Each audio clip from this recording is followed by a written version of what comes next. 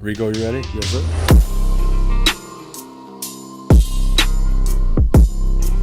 Welcome back, everybody, to another episode of Jab Journals. I'm your host, Dan Smith. I'm sitting here in Arthur Lesso Community Center down in Monroe, Michigan. I'm sitting here with the living legend himself, Rico Suave. Hoye. Thank you. Rico, thanks for joining us today, man. Thanks for having me. Very excited for this interview. I've been around the Detroit boxing for a long time. I heard your name come up multiple times. The first time I got to meet you in person, so really excited for that. So Rico, you originally or you currently live in Arizona full time, but you're back in town. Tell us what brings you back in town. Yeah, so I actually got to come back to the community center where I started my boxing career. Like I said, my dad boxed here. My grandpa helped start the gym back in the early 50s, and so now just being able to come back home, I was able to help put together a program. So I'm again in Arizona. When I retired from boxing, I really got into giving back myself. My grandpa was known for it's the Orchard East up here, so he was known for like if you walk past that yard and you're a young kid, you're gonna put on some boxing gloves at some point. So it just made sense for me to take the name Hoye, make it an acronym, helping our youth excel. And so just started a boxing academy, and then really just started through my travels of boxing and just being in the sport. I mean, literally my entire life. I just thought this was an opportunity really to help give back to youth development and create a program, man, where for me it was something that I was able to excel in. But for me, boxing saved my life twice. And when I veer off away from my boxing background. I started to bump my head a little bit, and so I let me get back in line and do what I think was my calling, and that's just to give back to the community. So to get to come back here, a program was created. They brought me back for the summer for 4 weeks to teach 30 youth, ages 8 to 18, really anybody. But so man, it's just been a blessing to be able to come back to my roots and give back to the community that helped make me. Yeah, and you said you just got done with your first week with the kids. Tell me how the first week went, and the kids enjoying it and everything like that. I think so. The first week went pretty good. Again, what I noticed for me in my travels, man, in boxing was that conditioning is everything. You know what I mean? What is it? I forget how it goes, but you know what I mean? Hard work will beat talent, you know what I'm saying, when talent don't work. So for me, it was just the conditioning aspect of boxing. It was always something that was drilled in me as a kid from my grandpa, but just going out to different parts of the world and seeing how these young fighters and professional fighters dedicate themselves in the conditioning and just taking their bodies to a whole nother level. Just something that I seen that we weren't doing here in this part of the country. Most of the guys that here of Detroit, Kronk, Butzel's, here in the ALCC, we have a lot of talented fighters, but a lot of talented fighters who aren't putting in the work. And that's not that they don't, but from a science part, the science of boxing, the sweet science, you can really excel and take your body, man, to beyond limits. So I was able to take some of those tools, and now I'm trying to give it back. Yeah. Now you touched on a little bit. Your grandfather was involved in your father was involved in this very same community center. You grew up here. What does it mean for you to come back, even living across the country, still to come back every summer and do this training camp with the local kids? Yeah, seriously, man. This is my roots. So this is where I think I was able to fight through a lot of resistance here growing up, and I think that resistance helped prepare me for that that upper echelon of the boxing world. So just to be able to again give back, and for me, growing up here, this is probably, and I'm a little bit biased, but this soil here in this town, man, has created some of the most phenomenal athletes I've ever seen in my life. Not just boxing, but basketball, football, everything. Yeah. And I think that's what helped me in my career was I was so well-rounded, and I know a lot of these kids still are so well-rounded, but I also know the pitfalls and the obstacles that they face in the streets here, being a smaller city. It's just So I just wanted to be able to give back to that, but for the most part, man, it's for me. Yeah, so like you said, guys like yourself, Bronco McCart, Todd Riggs had a really good professional career. Now a really well-known coach in the southeastern Michigan. Derek Miller, who we're going to interview here later. What do you think it is about Monroe and the community around here that builds these athletes, like you said? I think it's just you said it. You're the best. Like the blue collar, that blue collar collar mentality. I mean, there's a lot of factories around here, and it's just the people are very have always been very hardworking people, man. So I think that's it right there. That drive, that, you know what I mean, to be the best at whatever it is that you do. It's just that work ethic here, man. And I think also the Lake Erie and the Fermi plant, and that coal plant, it's something in the water here, bro. I hear that, man. Yeah, I mean, I worked at that plant. My wife calls yeah. us a little bit off. So yeah, I hear you. I hear in that. In this sport, you got to be a little bit off. That's true. That's true. Just to step in those ropes, right? Now, we're talking about, what you're doing now after your career, but for those of you that don't know who Rico Hoye is, let's go over. Former IBA champion, fought for multiple world titles, multiple world title eliminators, fought the likes within like 5 to 6 fight span. You fight Prince Badia Jamu, Clinton Woods, Montel Griffin, Donnell Wiggins, all these guys that. Well, around the time you were fighting, were the top echelon of fighters in the light heavyweight division. Yeah. So you're the kind of guy that's seen the highest highs and the lowest lows in the sport. You know what I mean? Take me kind of through how you balance it out with your career and working all the time and stuff like that. You had a really great career. Yeah, thank you, man. I appreciate that. Again, I think just from my background here, man, just, you know what I mean? And then just the trials and the things that I've gone through in my life, you know what I mean? In boxing, so it's a sport, right? Mm-hmm. You know what I mean? So there's X's and O's, there's plays, there's things that you can do skill-wise that can take you to another limit. But then for me, there's the intangibles. Mm-hmm. I mean, the things that you can't teach somebody. That's something that has to be developed and built and pulled from them. Like, I mean, that's the desire to succeed. I'm gonna get up every time I get knocked down. Like, I mean, I'm not quitting. Like, I mean, for no matter what, I'm gonna go out on my shield. Like, I mean, that drive, that desire, that will to keep pushing forward through that resistance until I do receive some, or achieve success. So for me, that's been the catalyst, man, for it all. Like, I mean, so just in my career alone, just that desire not to give up, to keep pushing through adversity, and then just reach where I can reach to. Yeah. We talked a little bit off camera about even like your amateur days. You fought the likes of Jonathan Banks. Mm-hmm. Like locally around this area, that division was pretty stacked. Even just locally. I mean, like you said, you and Jonathan Banks. Then we got I'm sure like James Toney was around that time, still fighting a little bit around that time. So I didn't mean to cut you off. So I left before really James really blew up. So I left. I got into some trouble when I was 16. Mm-hmm. I caught a murder case. I went to prison for 10 years. So and that was like I had just turned open. I just fought in the Diamond Gloves in Detroit. I was 16 years old, and then I got snatched up. So and then next thing you know, James and them like Broncos with Jackie Callan. Like, you know what I mean? And Galaxy is like doing their thing. So I had to watch from a cell, see my peers, man. You know what I mean? Excel. So that was also motivation. Right. Yeah. So you get out of jail and you hit the ground running. Right? Did you fight amateurs after you went to jail? Or you go straight to the pros? I fought amateurs. That's when you fought Jonathan Banks. I fought Jonathan. Because again, he's a lot younger than me. That's what I was gonna say. So I got out and I was like, I just want to just get reacclimated to the sport again. So I took the first year, and I had went away right when I turned open. So I was like, man, I want to experience the nationals. I want to win a national championship. So I stayed amateur for a year, and then I turned pro. I went to the nationals that year. And then I turned pro right after that. Right. Yep. And your pro career, like you. Because, and I'm assuming, correct me if I'm wrong, it's because you kind of got into it older and later on in life. You took harder fights pretty early on in your career. What was that just good management? Was that your plan from the get-go, or a little bit of both? A little bit of both. Like I say, one of my former managers and promoters, Bill Kozerski, who Fight Night Incorporated. I mean, he was that guy here. So. I took a couple fights. Like my first 2 fights, I remember the first one. I'm making my pro debut, and they're like, "Yeah, you're gonna fight some guy. He's like 0-3 and blah blah." So I'm like, "Okay, cool. I get some experience." Come in, the guy's 3-0, 2 knockouts or one. You know what I mean? He has a nice little amateur background himself.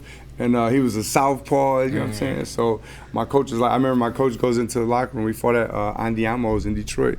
And my coach goes into his locker room to watch him. He goes, "Yo, man, this motherfucker is a southpaw." You know what I mean? So, I jumped into the game. Again, I was a little bit older. So I got a little bit of pushback or resistance from that as well. Like, you know what I mean? A lot of promoters didn't want to mess with me. So thankfully, Bill Kozerski and John Lee Pack in Fight Night took me on.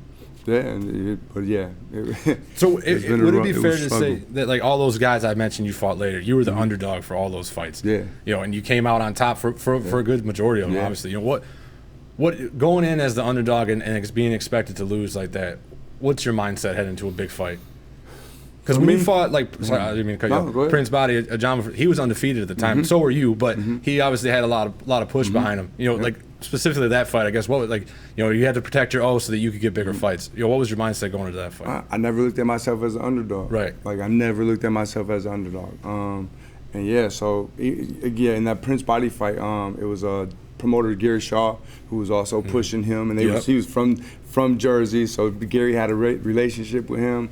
I am this relatively, you know what I'm saying, unknown, coming out, you know what I'm saying, trying to make a name for himself, but I never saw myself as an underdog. I knew I had skills, and it was just a matter. And my coach was a gentleman by the name of Tommy Rowland, who was very instrumental in developing a lot of the fighters in Kronk in the early days, like Jimmy Paul, Tommy Hearns, and so we always train, man, just to make people have to make adjustments to our style, our skills, like, I mean, and if they could do that, then kudos to them, like, right. I mean, but I thought what I had skill-wise and athletically, I didn't think it was many people that was on my level. And then once I started getting the chance to go out and spar against these guys who, again, I fought Chris Areola in the amateurs for the national title. Yeah, a lot of people forget he was light heavyweight in the amateurs. Light heavyweight in the amateurs, yeah. What's the gentleman from I can't think. Devin Devin Vargas. Who was He just the captain recently, of the 2004 Olympic team with Andre Ward and them. Fought him. And Anthony Hanshaw, a lot of these guys who were Ruben Williams, a lot of these guys, Jonathan Banks, who were top guys, and then Leon's or Barbers, and you know the guys coming out of the Kronk, Greg Wrights, and sparring with these guys, it just let me know, okay, I'm where I'm supposed to be, and I deserve to be here. Right. So my mentality was like, nobody's better than me. You can call me the underdog, but I know I ain't no underdog, right? And I just have to show you. Well, like you said, you know, Ruben Williams is another great name in that division at one point. You know, Monroe is kind of the in between of Toledo and Detroit. So you got to work with Devin and Dallas Vargas, and you get to work with the Greg Wrights, the Ruben Williams, the guys like that. You know, so people that sign up to fight you don't know that your everyday training is training with world champions. Yeah, I'm doing work. Did you use that to your advantage? Yeah, absolutely. Yeah. And then when I got to just traveling and just showing myself that I can and I deserve to be here with these guys. That was the biggest thing. And I think I tell all my young fighters, like, you know what I mean? Skills is one thing, like, you know what I mean, but you have to have it here. Yeah. You gotta believe it, like, you know what I mean? You gotta just cross your T's, dot your I's, so that when you climb through them ropes, there's no doubt. Like, I deserve and I belong and I deserve to be here. And so when you have that mentality, man, when you have that mindset, that growth mindset, or that spirit of just I'm the conqueror in this bad boy. You know what I mean? Yeah, it's gonna be hard to beat you. Yeah, you know, it's a cliche, if you will, but you know, iron sharpens iron, right? Yep. So if you're training with world champions every day, you know, you're constantly in the mindset of I'm ready for anything. Yeah, I'm right. I'm a champion too. Right. Like I'm giving Tommy Hearns the blues. I'm giving Leon's or Barber the blues. Absolutely, I'm giving all these top guys who the world is looking at these guys as the best, and I'm holding my own and sometimes spanking them. So shit, hell yeah, I deserve this. I'm a world champion too. Right. Like, and that Ali said it right. I believed I was the greatest before anybody else ever heard me say it. Absolutely. Like, I mean, so that you got to have that mindset. Yeah. That's everything in boxing. You know, so, you know, something I was curious about, you know, like I said, I did a deep dive in your box rec once I found out I was interviewing you last night. You know, you fought around a time where the light heavyweight division was kind of in flux. There was a lot of good fighters, but no one really broke out besides the obvious, like Roy Jones Jr. And that wasn't on your. But did that contract ever come across your table? All the time. Or, yeah, I was a number. So check it. So I got to fight. I never forget. I got to fight. I was getting ready to fight Danny Batchelder, who was a pretty good amateur. I mean, pretty good amateur and pretty good professional. For life, fought James Toney, fought the likes of a lot of good talented fighters. So I was getting ready to fight him in Sault Ste. Marie. I'm in training in Vegas. I'm 16-0, so relatively I'm still on the come up. And it was Roy Jones and Tarver, The second one was getting ready to happen out at the Mandalay Bay. And so one day I get a call. I'm sleeping in my bed. We just got back from training. One of the assistant coaches comes in. He knocks on the door. He goes, "Yo, Rico." He goes, "Man, I just got a call from Kozersky, the promoter. He goes, they got an opportunity to fight Richard Hall for the #1 position in the IBF. You want that fight?" I'm like, how much they paying? Like, you know what I mean? Like, okay, oh, hell yeah, hell yeah. Right? Where's it going to be at the minute? Oh, hell yeah. Richard like, Hall, another name I forgot to mention. Sorry, go ahead. I started getting phone calls like, yo, like from Detroit, Kronk, like, yo, because Richard Hall was here training with guys. Oh, He's like, yo, what are you, bro, you about to fight Richard Hall? Man, he got more knockouts than you got fights. He kicking everybody ass up here in Detroit. Because he was like 25-2. He lost to Darius Mikuszewski and Roy Jones.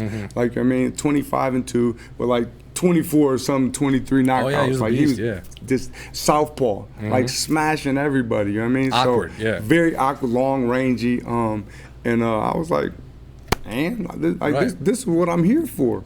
Like, you know what I mean? I'm not here to play around. So run that fight, I'll take that. And I stopped him in the fourth round. Third, fourth. Yeah, yep. I remember it was early. But, you know, like you said, that just goes back to that iron sharpens iron mentality. You're used to training with world champions, so another world champion is just another sparring partner, just right? Another sparring. And that's all it is at the end of the day.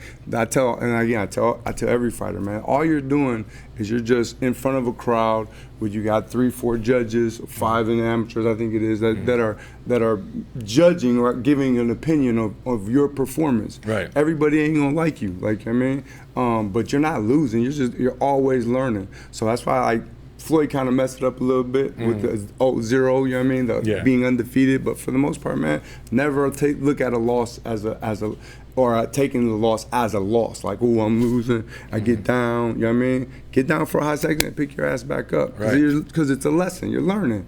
So that's how I looked at it always, you know what I mean?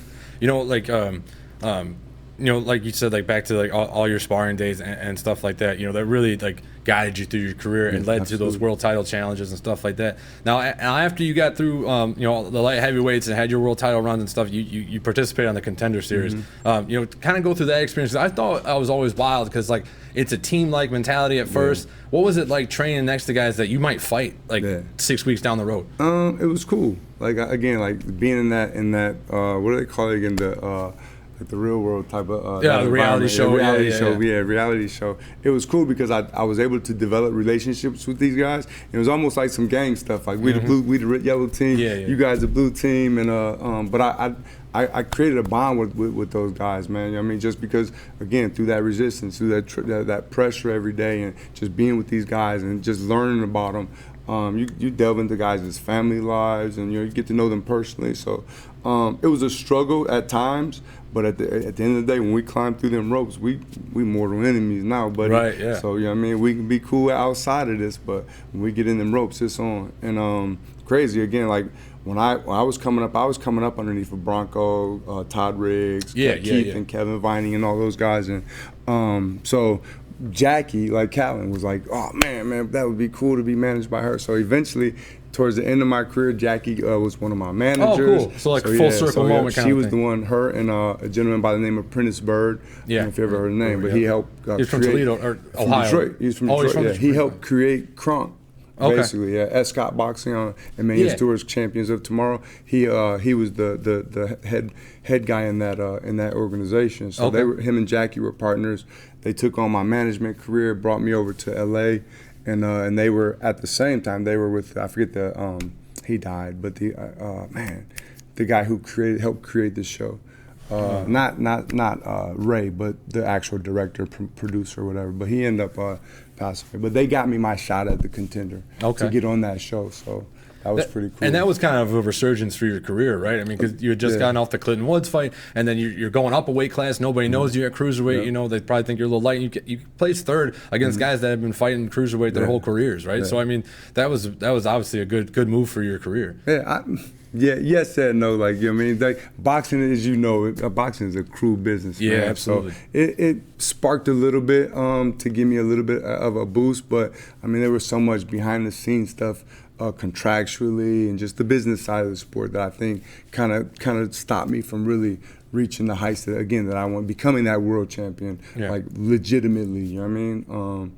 but the business side of boxing kind of left a bad taste in my mouth. So, Yeah. but for the most part, yeah, the event being on a contender was cool. It did bring a little bit of attention, but yeah, not what I expected or wanted. Yeah. Now, to touch on the business side of things, you kind of mentioned it before. You know, when you were coming up, like I said, in a 5 to 6 fight span, you fought, you know, world champions or world champion, you know, caliber fighters, right? And you touched on Floyd kind of ruining that. Like, I had an interview with Greg Wright here not that long ago, and he said back then we fought everybody and anybody. It didn't matter what the contract said. We were just looking, whatever got us close to a world title, that's what we did. And now you'll see guys, they go 25, 30-0 and fighting tomato cans. Yeah. But that's kind of the way it's unfortunate in a way. You know, how do you think that kind of came about, and what's the difference between your generation and like today's generation? So again, a lot of boxing people and critics will put the blame on Floyd. I don't necessarily think it was Floyd. He was just a phenomenal guy. Yeah, just no one and could he beat him. brought a lot of attention. So can't nobody beat me. I'm undefeated. Like I mean, so again, he brought a lot of kids' interest into boxing. Absolutely. He made a lot of fighters. So and then those fighters coming into the game, seeing that's what they kind of held on to. And then obviously managers and networks, they kind of latched onto it as well and made it more than what it was. Like to me, I think it was just today for me, man. Boxing it's a little bit watered down, like you say. Back in the day, we fought everybody. Yeah. You know what I mean, and it wasn't just about keeping that perfect record. It was about learning, growing, and showing that I'm the biggest, baddest dude when I get in that ring. Right. Win, lose, or draw. Like, you know what I mean, you're gonna know who I was, and you're gonna know you was in a fight. So yeah. You know, you go across a lot of guys' records and you'll see, you see they'll fight guys that are like, you know, 3-40 or like, you know, 2-10, things like, and those guys need to be in boxing. That needs to happen, right, to build a guy's career. But you know, I think of guys like Freddie Pendleton or Emmanuel Augustus, guys that, you know, were 50-50 fighters, but on any given day they could beat anybody. You know, I feel like there was more of those kind of fighters back in your generation and a little bit before. You know, do you think the art of like the journeyman is kind of lost in today's role in boxing? Yeah, absolutely. I think so. Definitely something that needs to come back. But yeah, absolutely. Like you say, you had those fighters who were the gatekeepers. If you couldn't get past it, you 20-0, you 30-0. But if you can't get past this guy, odds are you're not world championship material. I mean, so because again, like Emmanuel Augustus or Burton back in the day. You know what I mean? These were guys. Greg Wright. Greg Wright for me was my test. Yeah. Like, you know what I mean? I was a young, hot guy coming up. Greg had already been at the top. If I couldn't get past Greg, then yeah, maybe the promoters would be like, hey, we gotta go a different route. You know what I mean? Especially being a little bit older. So it's absolutely needed in the sport. Like you say, those guys who are 3-10, I mean 0-100, they're needed. But at the same time, you need to have I think matchmaking is what's missing today in sports, in boxing, because real matchmakers, for me, my biggest one was Tom Vaca. He was always able to put you in the next fight to basically take you up a notch. Like, I mean, it was always a little bit harder, enough to where if you messing up and not doing what you're supposed to do, you'll lose. Like, I mean, so it always kept me on my toes, because I knew I was going to be getting the more I won, the harder the fights were going to start getting. So I always had to stay sharp, stay ready, so I didn't have to get ready. Yeah. Now, you know, after the contender, you had a few more fights, and then you had a little bit of a long layoff before you came back. What kind of sparked the layoff, and then what sparked you wanting to come back and fight again? Again, I think the business side of it. I had some stuff that went on with some pretty big. I think, I don't know, but I think I had a situation in boxing with some pretty decent and big names in the sport, and just those relationships were soured, and I think sometimes it blocked me out of certain opportunities. And then myself as well, like, I mean, not doing a lot of things that I should have done. At the end of the day in this sport, man, like, your reputation is going to be what people, you know what I mean, but your character is going to precede you at every event. So it was just, for me, a lot of times it was that part of it. I wasn't about no bullshit. Right. Don't hit my cards or face up, whatever you want to know, whatever you ask. So I'm gonna come at you and expecting people to treat me, especially in this sport, which is wild, but expecting people to treat me like I would treat them, was, for me, it was foolish to think that, especially in boxing. Right. Should have known better. It ain't gonna happen. Like, anybody gonna treat you good just because, you know what I'm saying, you're a good dude. Right. I mean, they're trying to make a buck. You know what I mean? Anyway, you're only as good as the money you can bring in sometimes, which is unfortunate, but it's the fact of the business. Facts.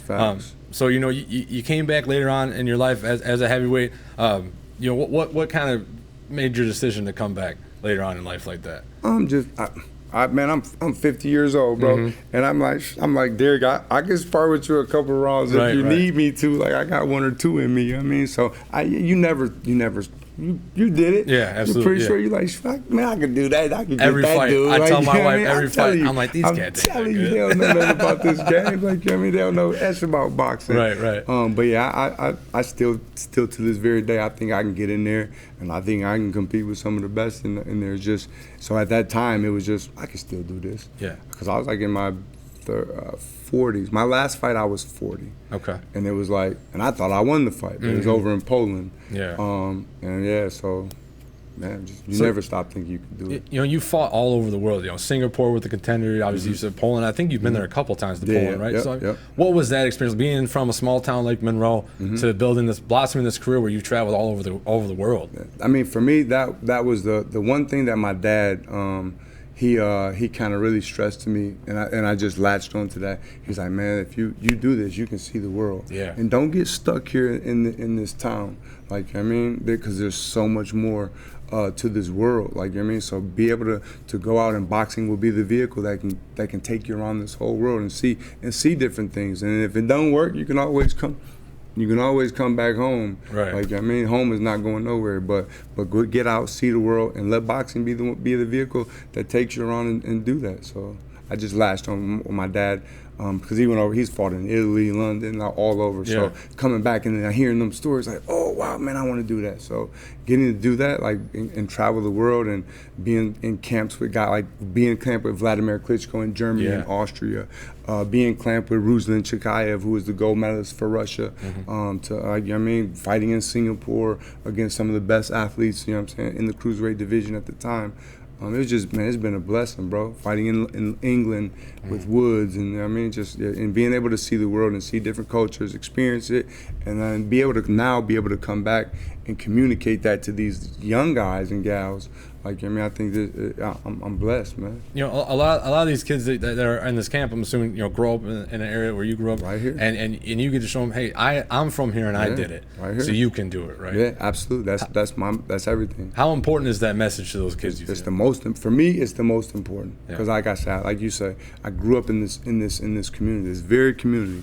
Went to prison, went to jail, right? A couple right down the street for, you know what I mean, and facing the same. A lot of the, it's crazy because here it is now. My stuff was like 1991, so almost 30 or whatever years ago, or 30 plus years ago. So it's like now, it's like seeing today that these kids are still like seeing the same stuff that I saw, experiencing the same difficulties and obstacles that I faced. So it's like, this doesn't have to be your life. Like this, whether boxing or athletics or academics, whatever, get away from here. But don't let the distractions around here, you know what I'm saying, deter you from accomplishing your dreams, whatever it is that you want them to be. Yeah. So, yeah. Do you have, of all the places you visit, do you have a place that was your favorite? Italy. Man, if I could move up to Italy, bro, I'd go right now. Yeah.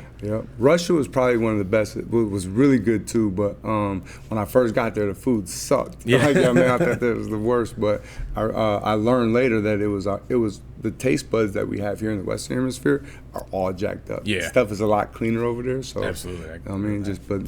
It was probably Italy, man. Yeah.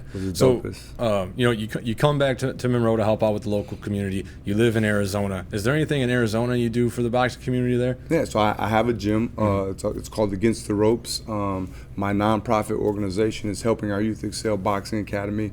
We box out of Against the Ropes, but I'm a boxing trainer. I went to school. I got my degree in massage therapeutic massage. I did all the NASM and the ISSA.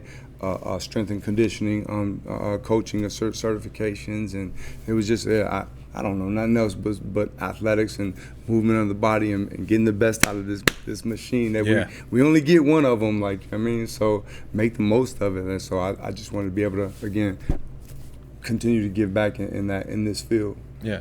Now, you say you're 50 now? Yeah. You're 50 I'll be now? 50 in November. But okay. So, and then, you look back, like when you were 16 and caught that charge, come a long way since then. When you were 16, did you ever foresee your life turning out the way it is now? Yes. So there's a place again, I grew up in boxing. Right. My very first real experience with, other than being at home and hitting my grandpa's hands and stuff, my grandparents raised me, was my dad. My grandpa took me to see my dad fight at the old Olympia Stadium in Detroit in 1980. I was 6 years old, and I knew from that moment, I was like, that's what I want to do with the rest of my life. Okay. So, yeah. So you always knew that boxing was going to be part of your life, Absolutely. No matter what happened, right? Absolutely. Well, Rico, I appreciate your time today. Thank you, bro. Like it's this last minute thing. No. When Derek called me, I was like, yeah. So I didn't care, man. Anything I could do to help out. So thank you for even inviting me, bro. Appreciate Absolutely, it. bro. That does it for this episode of Jab Journals. We'll catch you on the next one. I got one question for you, Rico. Mm-hmm. When in all these pro matches you were in, when you came into the ring, was there ever a judge you saw where you're like, damn it, I gotta be better than I expected to be, or like a ref or anything? A ref, a judge, anything like that. Probably. So there's a couple, yes, but from a point that I just wanted to show, like, I'm in here with Frank Garza. I don't know if you know Frank, but Frank is a Hall of Fame referee. He's been in there. He's ref some of the best in the game. So I just wanted to be like, I got Frank Garza. I'm showing out tonight. Like, you know what I mean, him. And then when I went to England and fought for my first world title, I knew it was gonna be a rough fight, because I wasn't just fighting him. I had to fight everybody. And literally, the referee who ref that fight, he ended up getting banned from boxing years later. Yeah, but he was a shit ref. So Ian John Lewis. So wherever you at, homie, you suck. One more question for behind the camera. How can people support your organization in Arizona? I have a website.